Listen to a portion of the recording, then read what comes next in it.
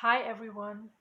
So today's video is all about how to connect with your higher self.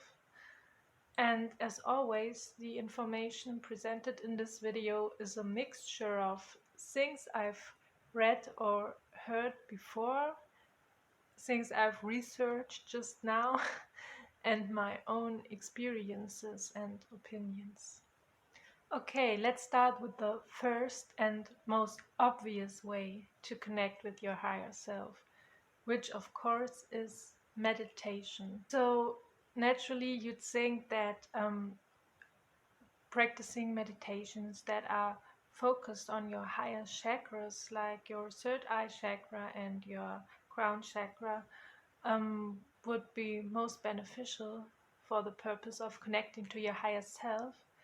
Um, but I found something interesting today, and that is that there is this spiritual teacher called Deborah King, and she claims that there is an eighth chakra, somewhere even higher, that is like the real gate to our higher self, so to say.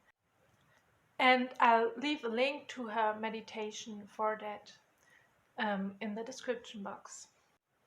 That being said, to anchor in the traits of your higher self, into your physical body, you still have to do the work on all the other chakras, right? And speaking from personal experience, and maybe also speaking in the name of other INFJs, I don't know, it's actually the lower chakras, especially the root chakra and sacral chakra, that need the most work for me. And I guess that's because of the inferior extroverted sensing of INFJs and, you know, always having to work on being grounded and being present. Anyway, let's move on to the second way to connect with your higher self. And that is actually, I think, connecting with your inner child. And why? Well, because as children, we are naturally more attuned with our higher selves and embody more of our soul's gifts. And much of it, is lost in the process of social socialization and education and so on. So try to think back, what did you love to do as a child, and maybe what plans did you have, uh, or um, what behaviors did you show that your parents didn't agree with, or that they criticized or whatever. Okay, number three, I think, is also pretty obvious, and it's about keeping an eye on all the signs and synchronicities that show up in your reality, and all the different ways in which Source and your higher self try to communicate with you all the time, or often.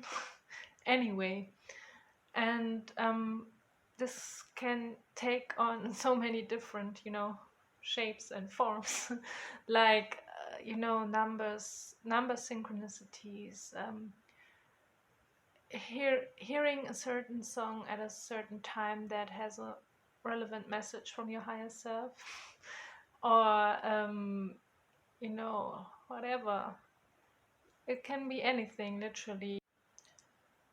My fourth tip on how to connect with your higher self actually is also almost, I think, basic psychology more than anything, but here we go. And it's about, reflecting on what traits do you admire in others that you feel like you are not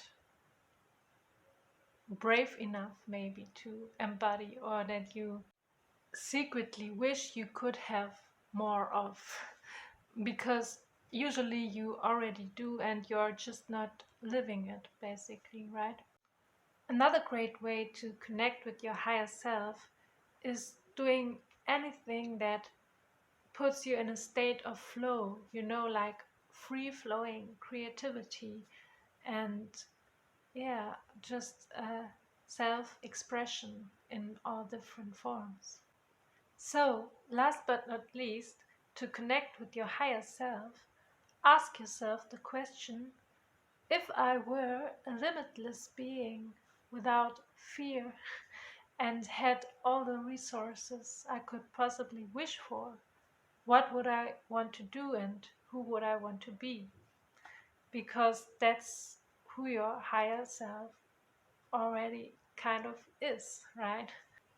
So that's it for today. And I'm sure I forgot about some things, and there are a lot of other ways to connect with your higher self. Maybe even there are maybe even as many unique ways to connect with your higher selves as there are unique people on this planet. So um, feel free to add any thing that you think is important. And till the next time, bye.